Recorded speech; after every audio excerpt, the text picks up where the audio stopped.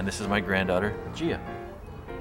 Well, my name's Mardie Daul, and this is Nutella, and she's the 6th guide dog puppy that I've raised, and I'm a leader at this Guide Dog Puppy Club, Mid-Peninsula Puppy Guides. Guide Dogs for the Blind is an organization that helps blind people have more mobility and freedom in their life. And the guide dogs are sort of the soulmate for the blind person. The dog is in charge of the safety.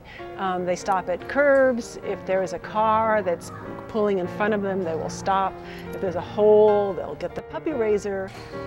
Helps raise the puppies from when they're 8 weeks old until they're about a year and a half, when they go back for formal training. And so we teach them basic behaviors: sit, down, stay, wait, go to bed, kennel. We teach them how to relieve on command.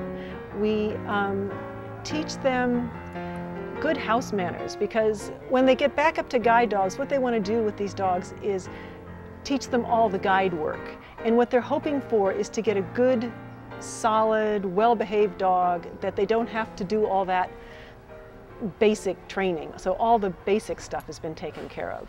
It's very important for guide dogs to be calm in the face of almost anything you can throw at them. And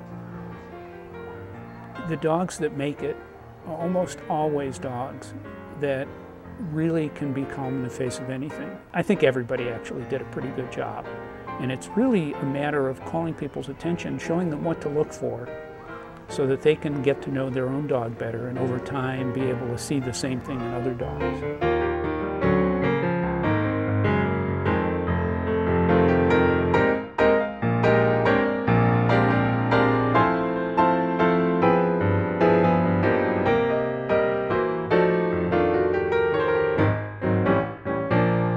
Every meeting, there's about 15 or so guide dogs and lots of handlers as well. And we work on a specific command, whether it be, today was how to deal with dog distractions. Sometimes it's, practicing the come command. Sometimes it's practicing how to sit or go down or whatever it might be. So in the group meetings, we learn how to train the dogs.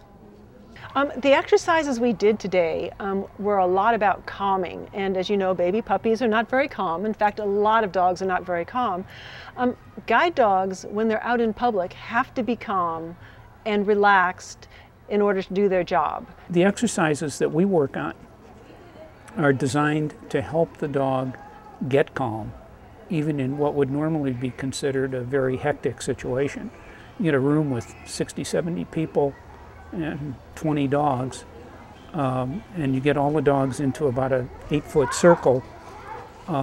Most dogs are going to be very excited. They want to play with their new friends, and it's very important for the guide dogs to be able to just really learn to ignore that. We have raised from start to finish, from they're 8 weeks old till we send them back for formal training. This will be our 5th one. Hi, I'm Linda, and this is Teegan. Teegan is 8 months old. We have always had dogs in our lives, and we had lost a dog of ours at a very young age to cancer.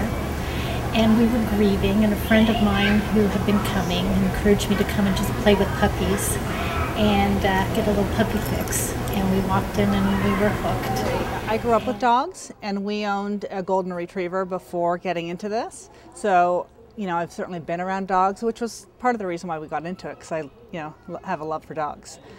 So Alana is my niece, and we got involved with this about 8 years ago, and she was actually too young at that point to raise a puppy on her own. As a matter of fact, until you're 9 years old, you're really not supposed to even hold the leash out in public. So we decided to co-raise. Her family, her parents really couldn't take a puppy to work. I'm a 6th grade teacher. I can take the puppy to work, and that's how we got involved in co-raising. We've co-raised all the puppies ever since. The most challenging part for us, for me, for raising a dog is actually having to give it up. That's the hard part. I spend all day, every day with these dogs, and it's really hard to say goodbye to your best buddy. Saying goodbye to a puppy that's going up to guide dogs to help somebody is very different than losing a dog of your own. it's emotional, but you know that the dog is going to provide a great service, and it's becoming a part of somebody else's family.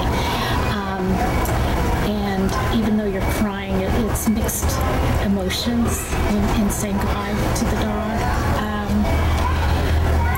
So I'll take that kind of goodbye over the other kind. The first question that people always ask us is, isn't it going to be hard to say goodbye? You know, my guess is, yeah, it will be hard to say goodbye. But for us, we're looking at it as a way to help someone who's less fortunate than we are. And so hopefully that benefit of knowing that he's going to do something great for someone will outweigh the sadness. And there'll be sadness. I'm not saying there won't be sadness, but hopefully it'll be okay. That's always the question. Is it hard to give them up? And of course it is. We're in love with them, and we've spent really intense time for almost a year and a half with these puppies. But we know what they're going on to do, and so we cry a lot and miss them.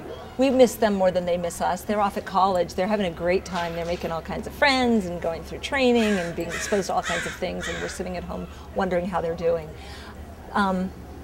The main thing that makes it possible to give these puppies up, though, is when they graduate.